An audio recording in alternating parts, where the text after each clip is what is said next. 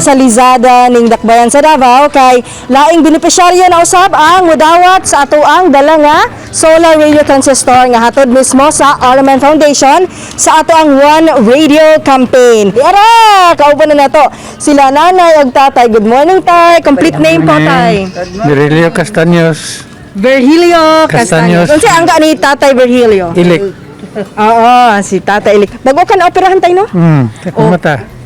Sige tay. Kini dala na mo radyo karon tay hatod ni mismo sa One Radio campaign ug sa Araman Foundation ug sa DXDC 621 Araman Davao. Dawata tay. Ay, salamat. Okay, mga tanan mi tay unsa ba ka importante ang radyo sa inyong kinabuhi ni nanay?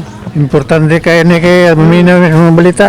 Oo. May drama paminaw riya sa DXTC. Kana karon tay no kay solar man po natong dalang radyo. In kaso walay kuryente, magamit gina ninyo sa inyong pamilya didto. Pwede rin sa init ni. Pwede kayo kay solar radio transistor man natay. Mission accomplished. Natunan na nato sa pamilya ni Tatay Virgilio ang atong dalanga radyo karong buntaga. Kauban si Radyoman Joel Viray kini si Radyoman Aimee Ganita tatak RMN.